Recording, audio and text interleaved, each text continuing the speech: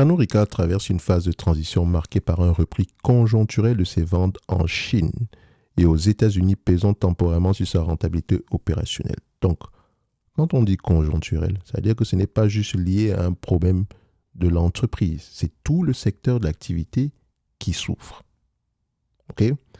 Ça veut sûrement dire ici que, enfin, on est en phase, le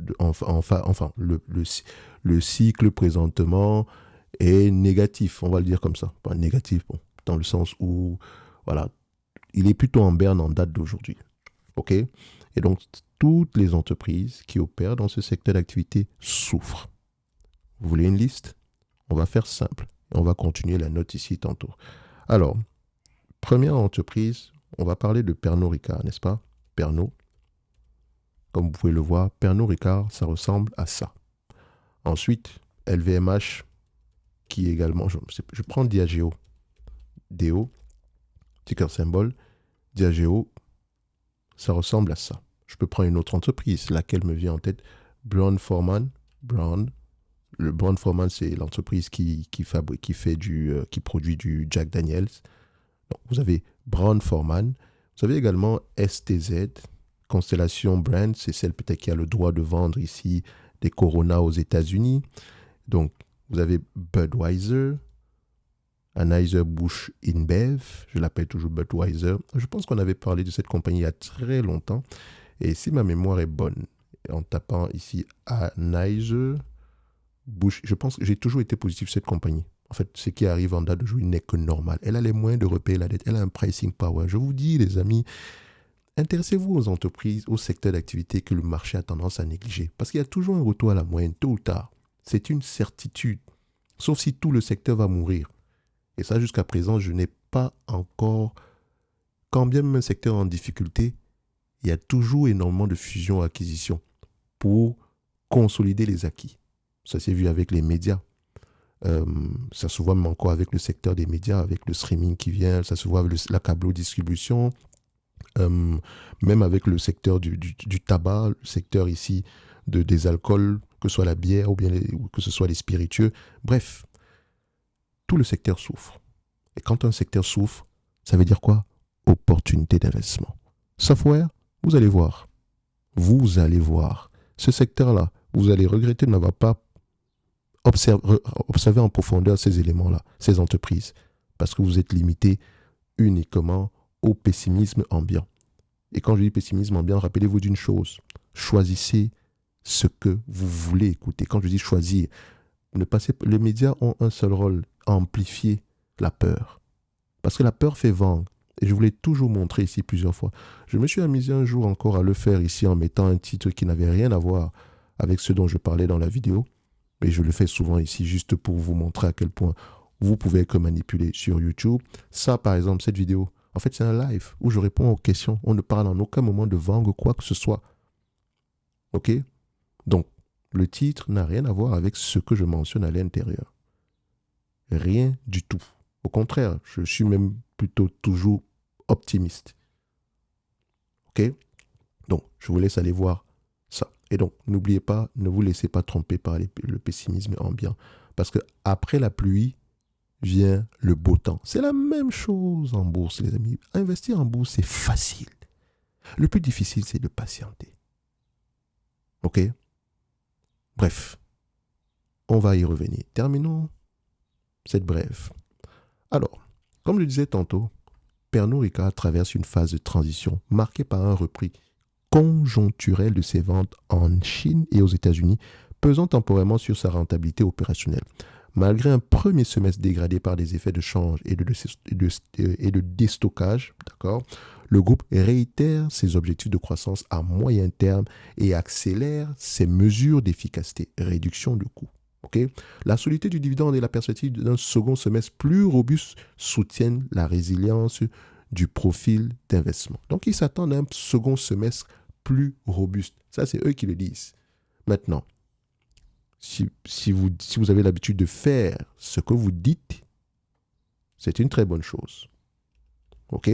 Donc, on va observer au second semestre ce qu'il en est. Et je rappelle ici que le second semestre de cette compagnie, techniquement, il est déjà en cours. Il se termine au mois de juin parce qu'en fait, l'entreprise a un exercice fiscal décalé.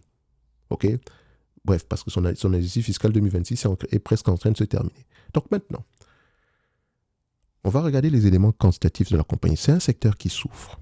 On est d'accord. Tout le monde le sait depuis plusieurs années. Mais maintenant, et c'est à ce niveau-là, et je vais vous encourager. Ceux qui ont accès à la bibliothèque de Prompt, d'accord, qui est ici, qui est présentement en promotion, il y a des prompts sectoriels. Utilisez-les. Juste sur Pernod Ricard. Ne faites que ça. Parce que vous allez comprendre une chose. Une fois que vous allez comprendre comment ce secteur d'activité fonctionne, comment vous allez voir où se situe l'avantage concurrentiel. Et je sais, vous allez me dire, c'est la marque. Mais est-ce que vous pensez que c'est facile de produire du cognac? Enfin, ça, je sais que je ne sais même pas si elle en produit ici, mais c'est un exemple. Et ça, je parle des entreprises comme, comment elle s'appelle encore cette entité-là, Rémy Cointreau. Rémy Cointreau qui souffre également. Pour l'appellation cognac, il faut de l'espace, il faut des terres dans une zone bien déterminée, oui ou non? Et une fois que vous avez l'espace en question, déjà qu'il n'y en a plus, c'est rare, et il faut laisser vieillir le cognac en question. Et qui dit laisser vieillir veut dire ici énormément de BFR. La valeur de cette compagnie, celle qu'on appelle Rémy Cointreau, est dans les bilans. La valeur de ces est dans les bilans. Donc le vin, le cognac qu'on laisse maturer pendant plusieurs années ici a une valeur très élevée. Comment est-ce que vous allez produire en un an quelque chose qui doit être vendu quand il a 15 ans d'âge? Vous faites comment? Rémy Cointreau, le 1,42 milliard de book value, c'est du cash. Enfin, disons que c'est du quasi-cash. On va le dire comme ça. OK? Revenons sur Pernod Ricard. Parce que je parle de ça simplement pour vous dire que Pernod Ricard, c'est la même chose. Les domaines ont une valeur énorme. Les appellations contrôlées ont une valeur très élevée. Et ça, c'est dans les bilans. Ça n'a pas c'est un intangible. Et également, ça a même déjà été amorti dans le temps. Et donc, vous allez voir qu'aujourd'hui, Pernod Ricard, oui, le secteur d'activité souffre, mais ils ont également de très beaux actifs. Les dernières entreprises à mourir dans cette industrie, ça sera du Pernod Ricard. Pourquoi? Parce qu'ils sont situés haut de la pyramide. OK? Donc, Pernod Ricard, en date d'aujourd'hui, on va faire le tour d'horizon. Chiffre d'affaires, il ressemble à ceci. On a eu le boost ici lié à la pandémie. On est revenu à une certaine normalisation des choses. Ensuite, on regarde la marge brute. Qu'est-ce qu'ils arrivent à avoir ici? La marge brute s'effondre de plus en plus. On a du 62 à 58%. On a une pression de plus en plus élevée au niveau des coûts. D'accord? Les coûts de production. On n'arrive pas à augmenter les prix également à un certain niveau pour maintenir les marges. Et ça peut être temporaire. Mais attention, je ne peux pas tirer de conclusion ici si je ne compare pas avec la marge EBITDA qui doit également aller dans le même sens. Mais là, vous remarquez quoi? Marge brute sous pression, marge EBITDA plutôt stable. Oui, elle est à 28, mais quand vous regardez la variation de la marge brute ici par rapport à la variation de la marge EBITDA, ici, on a de 62 à 58%, alors qu'à ce niveau, on a du 28 à 28%. La marge EBITDA est stable. Ça veut dire que la réduction de coûts, la pression au niveau de la marge brute, ils arrivent à s'ajuster en réduisant les dépenses opérationnelles. Et donc, cette vue-là, c'est pour ça qu'on parle de plus en plus d'efficacité. Et donc, ça, à partir d'ici, c'est une bonne chose. Nombre d'actions, est-ce qu'il augmente ou diminue? Il est plutôt, disons, il diminue, mais très lentement. Mais c'est déjà mieux que rien du tout. Dette nette sur EBITDA. On sait que les entreprises, la première chose qui va avoir tendance à les tuer, c'est la dette. Même quand un secteur est en difficulté, si vous êtes le plus endetté, il y a de fortes chances que c'est vous qui souffrez plus que les autres. D'accord? Ici, la dette nette sur EBITDA est aux alentours de 3,7. Est-ce que c'est gérable? Je dirais, sur une entreprise pareille, oui.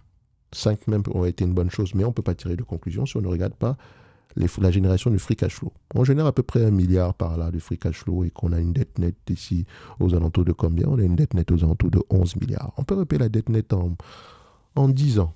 Donc je pense que c'est déjà le niveau supérieur à partir de maintenant. Je pense que le niveau de la dette doit à peu près rester à ce niveau-ci, sauf si les free cash flow continuent à augmenter. Et en parlant de free cash flow, on va les comparer au net income. On regarde si les deux parlent le même langage, ils vont dans le même sens. Comme on peut le voir ici, les net income sont même parfois un peu plus élevés que les free cash flow. Ça peut être lié au BFR dans cette compagnie. OK? Et donc, si je prends les cash flows opérationnels, parce que moi je vais l'évaluer aujourd'hui en prenant en considération les cash flows opérationnels. C'est une entreprise qui peut générer à peu près, et ça je le fais maintenant, elle peut s'échanger à 15 fois les cash flows opérationnels. Oui, mature, normal. 1,7 milliard.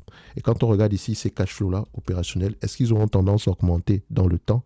Bim badaboum, 1,6. Donc on reste à peu près dans ces eaux-là. 1,6, 1,7, donc ça reste à peu près correct. OK? So, à partir d'ici, vous commencez à comprendre que l'entreprise paraît solide. Elle souffre juste de la situation actuelle. Oui, les métriques de dette, etc., free cash flow, mais on est à la limite.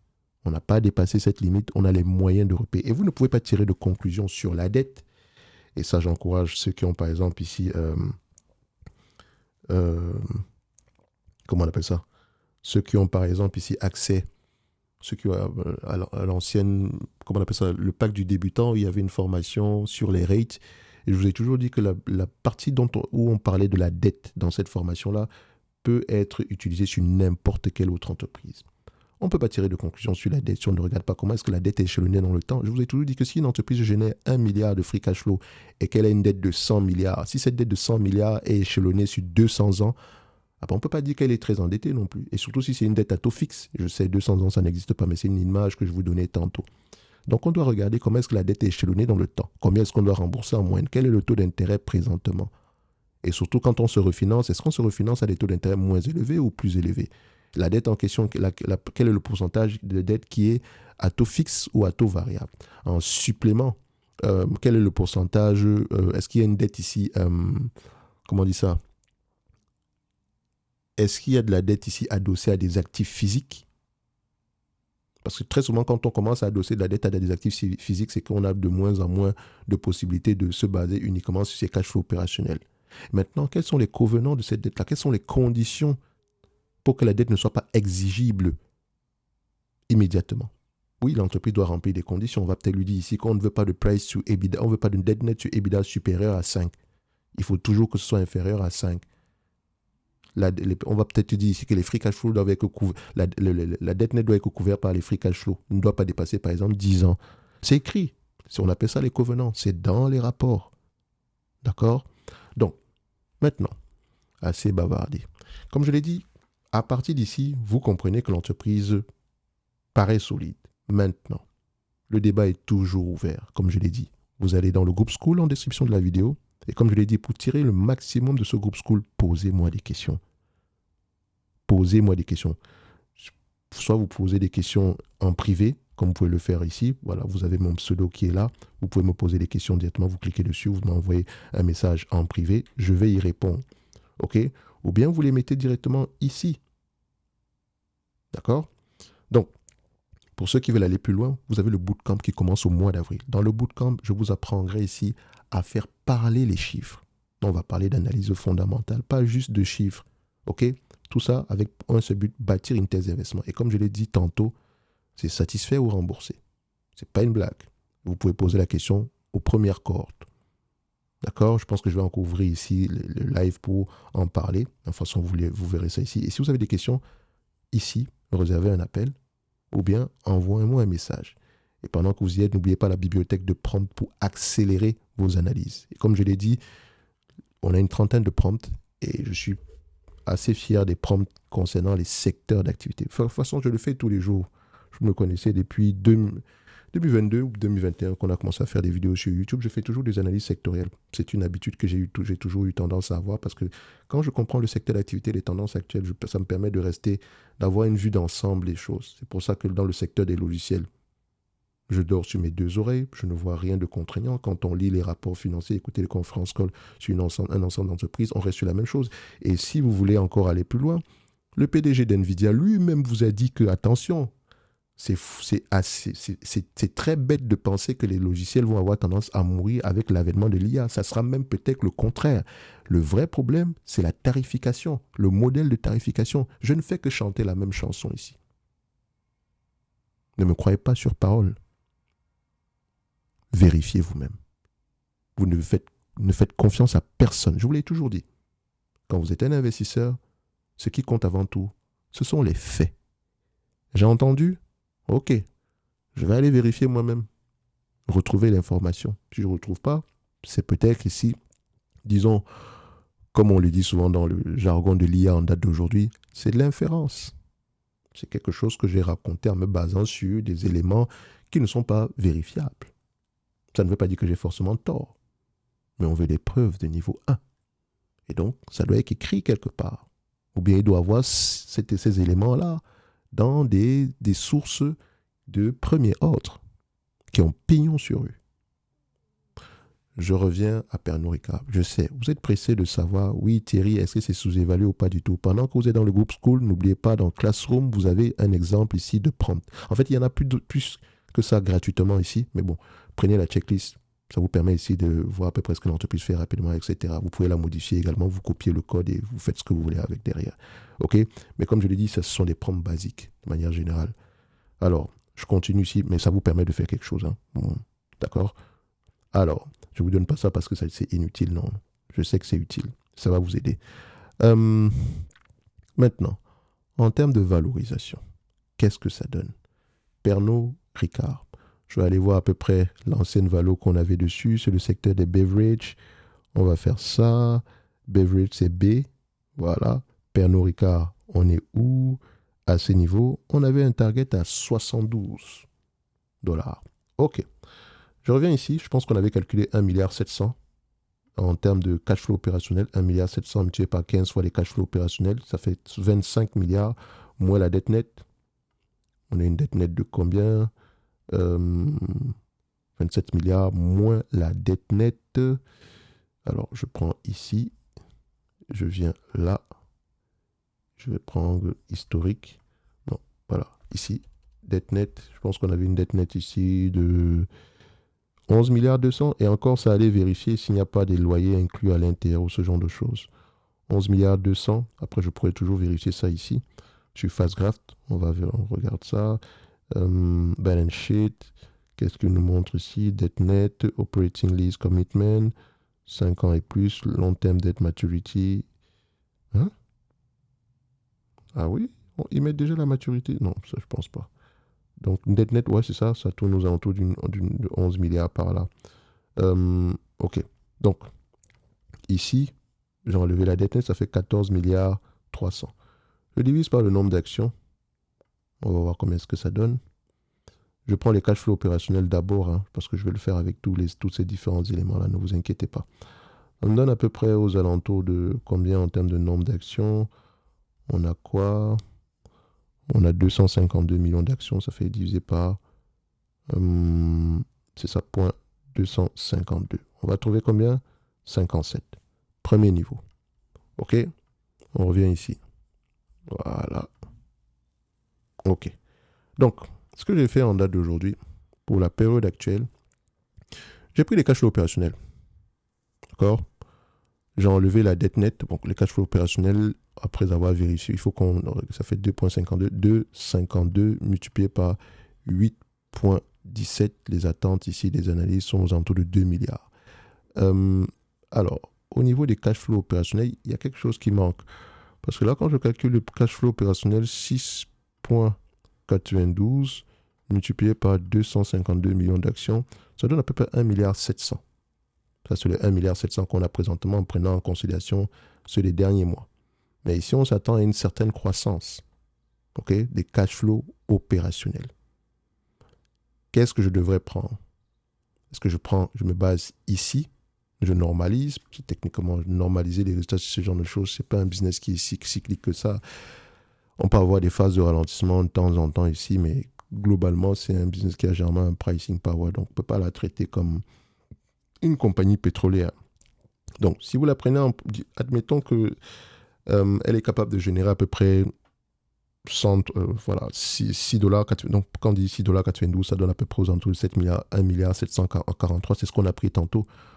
Moins les 15 fois 15 fois les bénéfices, moins la dette nette à 14 milliards 200 ici. Quand vous divisez ça par le nombre d'actions, 252 millions, ça donne combien? Ça donne aux alentours de 47 et poussière ou bien quelque chose dans ce sens-là. Peut-être même plus que ça. Mais bref, c'est un exemple. Maintenant, si vous extrapolez un tout petit peu, mettons qu'on se situe 2028, ça se réalise, on a à peu près du 2 milliards par an, c'est possible parce qu'on a eu l'habitude ici d'augmenter le cash flow opérationnel. N'oubliez pas également, on s'en va de plus en plus vers la premiumisation, donc on va peut-être vendre moins de volume, mais un peu plus cher que ça. En termes de consommation globale ici, je pense qu'on est sur toutes les... je pense que il faut le dire, hein, la consommation globale d'alcool diminue, le ratio par capita. Mais ces entreprises, elles ont bien compris qu'elles pouvaient vendre de l'alcool sans que ce ne soit alcoolisé. Et donc, on a des alternatives ici. Mais ce sont des éléments à prendre en considération parce que la démographie sera très importante pour ce genre de compagnie. OK? Donc, on a à peu près, si on se situe aux alentours de 2028, admettons que ça se réalise, on peut checker ici les attentes des analystes. Est-ce qu'ils sont de plus en plus optimistes? Et je dois vous dire la vérité, ce n'est pas facile de faire des prévisions sur un business pareil quand le secteur d'activité est en berne. Rappelez-vous, il y a 6 mois, c'était 10,65 $. Il y a 3 mois, 10,79 $. Aujourd'hui, c'est 8,16 $. Donc, vous voyez que c'est de plus en plus, c'est de moins en moins, comment on appelle ça? C'est de moins en moins optimiste. OK? Et vos questions, la véritable question, c'est quelle est la métrique que je devrais utiliser pour me protéger au maximum? Parce que les free cash flow fluctuent. Soit parce que le BFR, etc. Mais les free cash flow sont, je ne dirais pas en dents de scie, mais ils ne sont pas stables. Pour quelqu'un de très conservateur, vous normalisez les bénéfices, vous les payez à 10 fois. Je pense que si on normalise, ici on va se situer aux alentours de quelque chose comme 6,23 $ par action. À 10 fois les bénéfices, on tombe à 63. 62,30. C'est pas très loin de la valorisation actuelle. Ça, c'est 10 fois les bénéfices moyens des dernières années. Mais si on extrapole un tout petit peu, tout en sachant que, attention, extrapoler, aujourd'hui on est à 8,17, il n'est pas exclu qu'on se retrouve à 7. Donc, je dois d'abord me rassurer, vu la qualité du business, est-ce qu'il y a de fortes chances que la somme que je dépense en date d'aujourd'hui soit un prix, comment on appelle ça, assez conservateur pour que je puisse récupérer mon capital de départ? Moi, ma réponse sera oui. OK? Ma réponse sera oui. Donc, je vais prendre les attentes basant ici, ça fait 123, et vous pouvez faire, je vous ai montré plusieurs méthodes ici. Si vous êtes trop pessimiste, prenez 10 fois les bénéfices. D'accord? 10 fois les bénéfices, ça vous donne à peu près aux alentours d'une cinquantaine d'euros par là. D'accord? Vous allez peut-être vous dire non, c'est surévalué en date d'aujourd'hui, mais chacun prendra le prix qui, selon lui permet de maximiser son rendement sur le coût d'acquisition. Est-ce que selon toi, en date d'aujourd'hui, quand on te promet que sur même pas une promesse, si la probabilité que cette compagnie génère au moins 6 euros par an par rapport au prix que tu payes en date d'aujourd'hui, tu as un rendement de 8%. La raison pour laquelle le prix affiché, moi je prends toujours en considération la dette, donc je vais avoir un target price bien moins élevé que ça. Et vous allez même vous rendre compte une chose, c'est que si j'enlève la dette, je me retrouve à moins de 10 fois les bénéfices. Or, vous savez que je paye minimum 10 fois les bénéfices. Sans prendre en considération la dette, à partir de 15, 20, 25, j'enlève toujours la dette. OK? Mais à 10 fois les bénéfices, je n'enlève pas la dette. Donc, si je suis ferme, je laisse aux alentours d'une soixantaine d'euros ici. C'est mon target price. Je ne dis pas que ça vaut ce prix-là, parce que je vous ai dit que la valeur de ces entreprises également est dans les bilans, avec les actifs, les trophy assets qu'ils détiennent. D'accord?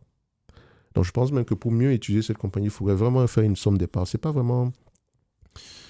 Ça ne met pas vraiment en valeur. Faire une analyse quantitative basique ne met pas en valeur cette compagnie. Il faut vraiment prendre tous ces actifs-là, ceux qui sont dans le bilan. Je pense que l'étude du bilan pourrait quelque chose de très intéressant ici. Mais bon, ça, c'est pour ceux qui veulent le faire. Donc, vous le prenez, vous regardez à peu près tous les actifs qui sont listés ici au bilan et vous allez faire à peu près une estimation de la valeur de ces différents éléments-là en vous basant sur les dernières transactions. Et en parlant des dernières transactions, s'il y a des fusions-acquisitions dans ce secteur d'activité, regardez à peu près combien de multiples, quel niveau de multiple valorisation on paye et par rapport à quoi. Et choisissez le multiple de valorisation le plus stable généralement, qui en période difficile, le plus stable sera généralement le price to sales, enfin, parce que le price to cash flow va fluctuer, les l'EBITDA également. OK? Donc, j'avoue que ce n'est pas assez évident de faire une analyse quantitative de Pernod Ricard. OK? Notamment parce qu'on est en période difficile. Donc, il faut guesstimer. On n'a pas le choix que de le faire. Il faut guesstimer. Et si vous basez sur les attentes des analystes, sachez que ça peut également fluctuer. D'accord? Donc, qu'est-ce que je vais donc faire ici aujourd'hui? Alors, je ferai ceci. Pernod Ricard, quand le cycle va redémarrer, je n'ai même pas dit si le cycle redémarre. Quand il va redémarrer, c'est un business qui va se négocier entre 15 et 20 fois les bénéfices. OK? Entre 15 et 20 fois les bénéfices. Donc, le cash flow opérationnel attendu en 2028, certes, ils sont moins intéressants que précédemment, mais c'est déjà un début. Donc ici, 8,17 € par action, ça fait 8,17. On a 252 millions d'actions. Ça donne aux alentours de 2,60 milliards. Moins multiplié par 15 fois les bénéfices. Moi, la dette nette, je pense que c'est 11 milliards de dette nette, si ma mémoire est bonne. J'avais mis 14 milliards tout à l'heure par erreur. Oui, c'est ça, c'est 11 milliards 200. Excusez-moi, j'avais mis 14 milliards tantôt tout à l'heure. Mais bon, 11 milliards 200 divisé par le nombre d'actions. On a un nombre d'actions à combien? 252 millions. 252,1 ou bien 252, c'est la même chose. Ça donne à peu près 78 $ l'action. Donc le prix actuel est juste correct par rapport à la dernière fois. OK? Il est juste correct en date d'aujourd'hui. Donc ça pourrait être un prix intéressant. Maintenant, si je décide de l'acheter, il faut vraiment qu'elle génère cash flow opérationnel de 2 milliards et plus dans les années à venir. C'est largement possible. Si je veux attendre un meilleur prix que ça, je suis libre de faire ce que je veux. Le dividende en lui-même, il est limite. J'aurais vraiment apprécié qu'il soit réduit parce que là, on va devoir... Et rappelle que la dette est à un niveau limite. C'est pas mauvais, mais à partir d'ici, il faudrait plutôt faire l'effort de ne plus en rajouter. Et donc, 2024, on a payé avec du cash. On a payé avec soit du cash, soit de la dette. 2025 également. Et 2026, ça sera peut-être la même chose. Ça fait 3 ans qu'il s'endette légèrement pour continuer à payer ce dividende-là. Par rapport à la structure même de l'entreprise, je peux comprendre pourquoi est-ce qu'ils le font, mais en période difficile, il est peut-être préférable d'économiser au maximum ses ressources. D'accord? Parce que le cycle en lui-même, je pense que j'avais écouté un conférence call il y a quelques temps ici où mentionnait que ça dure généralement 18 mois, entre 18 et 36 mois. Techniquement, je ne sais pas, peut-être que je l'ai écouté en deux, ça devait être 2024 par là, dans un conférence call. Et donc, si on est 18 mois et que ça avait commencé en 2020, fin 2020, mi-2023 ici, disons même qu'on les fait en 36 mois. Donc, techniquement, cette année devrait être une année où ce secteur va se réveiller. Surtout qu'ici, on parle de déstockage. On parle également ici de retour à la croissance au second semestre. Encore qu'il faudrait que j'aille regarder mes notes, sinon pas déjà promis ce genre de choses à part le passé. Mais ça reste un management compétent avec une vision long terme. Enfin, quand je dis compétent, c'est un management qui a une vision long terme. Vu qu'il est plutôt familial ici, personne n'est plus long terme qu'eux. Mais ça ne veut pas dire qu'ils ne peuvent pas faire d'erreurs. En tout cas, c'est un dossier assez particulier, Pernod Ricard. Donc, idéalement, comme je l'ai dit, étudier le bilan, utiliser la bibliothèque de prompts ici pour ceux qui sont pour les prompts sectoriels ici. Comme je l'ai dit, vous avez une réduction sur les prompts en question en date d'aujourd'hui. Étudier le secteur d'activité, prêtez attention au bilan de cette compagnie et soyez certain d'une chose, le cycle va redémarrer. Ne me croyez pas sur parole. Allez vérifier quand est-ce que quel était généralement la dernière fois qu'il y a eu un cycle aussi baissier, combien de temps ça a duré, quelles en étaient les raisons derrière. S'il y a une certitude que la consommation d'alcool pour les humains, et c'est vieux comme le monde, ça ne veut pas dire que je ne crois pas au fait que demain, qu'on commence à boire uniquement de l'eau et à boire des mocktails. D'accord? Ça existera toujours. Mais il va y avoir tendance à avoir une forte consolidation dans ce secteur d'activité. Je ne serais même pas d'ailleurs étonné. Mais je pense, est-ce que Pernod Ricard est en vente? Je pense que Rémi Cointreau pourrait se faire acheter. Ça, c'est, je ne sais pas pourquoi, mais j'ai pas aucune preuve. C'est un sentiment, hein. Donc c'est basé sur rien du tout. C'est au doigt mouillé, d'accord. Mais ils ont de bons actifs, mais ils ne sont pas assez diversifiés. Ce qui veut dire que ils pourraient se voir acheter ici par une autre entité. Pourquoi pas Pernod Ricard acheter du Rémi Cointreau? Mais maintenant, tout dépend de la structure, la structure du capital de cette compagnie. Si c'est également une entité, je n'en sais rien, je n'ai pas trop regardé ça. Si c'est une entité familiale également, ici, ça va être peut-être compliqué d'acheter. Mais ce n'est pas impossible parce que Pernod Ricard, pour devenir Pernod Ricard aujourd'hui, vous pensez qu'ils ont fait quoi? Ils ont racheté 6 grammes. 6 grammes n'existe plus. Donc, je vous encourage à aller lire l'histoire de 6 grammes. Comment est-ce que ça s'est mal terminé? Le leader mondial a été obligé de se faire de vendre ses joyaux à des prix extrêmement bas. Et Pernod Ricard en a profité, Diageo en a profité. C'est la raison pour laquelle ils sont devenus les entreprises que vous voyez en date d'aujourd'hui. Bref, je vais me limiter là en date d'aujourd'hui. Pour Pernod Ricard, je mettrai ici le 78. D'accord? Bon, je pense on avait ça, 72, 78. De toute façon, pour moi, c'est la même chose. Je mettrai ça ici. Mais vous savez que ça n'a pas été très facile. Ça n'a pas été facile de mettre une valeur sur ce dossier-ci. Je vous dirais même que soyez prudent de manière générale sur ce dossier. Il n'est pas un mauvais dossier, mais quand vous décidez de payer ce prix-ci, sachez à peu près ce que ça implique. Idéalement, j'aimerais avoir, voilà, quel est le prix que j'aimerais. J'aimerais avoir quelque chose, je ne sais pas moi, aux alentours d'une cinquantaine d'euros par là. Je ne dis pas que ça vaut 50 euros, mais peut-être pas, peut-être qu'à ce niveau-là, mais la politique de l'allocation du capital, ça ne me plaît pas. Quand vous me posez la question de savoir est-ce qu'ils ont les moyens de continuer à payer ce dividende, je dirais, on paye le dividende avec les free cash flow. Ils n'ont pas les moyens de payer ce dividende. Ils n'ont pas les moyens de continuer à payer ce dividende si le secteur continue à rester en berne. OK? Ils n'ont pas les moyens de continuer. Donc, il faudrait peut-être faire attention à ce que le management mentionne par rapport à ça. Et ne pas être surpris si un jour on se dit, bon, on va peut-être réduire un tout petit peu. Peut-être que 2026, ça sera payé, mais 2027, on fait comment? Donc, il faut vraiment qu'au second semestre, ça se relève. Parce que les prévisions de 2027 planchent plutôt pour vont dans le sens où le dividende sera couvert avec le free cash flow. Mais rappelez-vous d'une chose, elle est endettée. Elle a près de 11 milliards de dettes. C'est vrai qu'on ne peut pas tirer une conclusion sur la dette ici sans regarder à peu près comment est-ce qu'elle est structurée, etc. Mais je veux dire, on rembourse la dette avec les free cash flow. Si j'ai 100 dollars de free cash flow et que je paye 100 dollars de dividende, il me reste quoi pour payer la dette? Qu'est-ce que je vais devoir faire? Simple, je vais devoir m'endetter à nouveau. Peut-être à des taux d'intérêt plus élevés, peut-être à des conditions plus défavorables. Bref. Voilà. Je ne savais même pas que j'allais dû mettre autant de temps sur cette vidéo.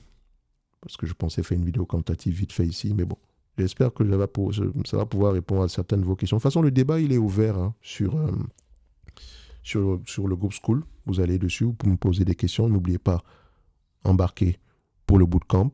D'accord? Qui commence au mois d'avril ici. C'est vraiment 30 jours intenses. Ce n'est pas 30 jours tous les jours. Parce que je sais que vous avez souvent des questions. C'est vraiment 8 séances de 2 heures de temps. Vous avez des replays. Et avant les séances, vous avez les notes de cours. Et pendant les séances, je reviens sur les notes de cours. Je réponds à toutes les questions. Et la finalité, c'est de bâtir une thèse d'investissement. Donc, en fait, on se base toujours sur une entreprise réelle. D'accord? Donc, je pense que dernièrement, on étudiait la compagnie qu'on appelle Costco. On s'est basé sur les rapports annuels 2025.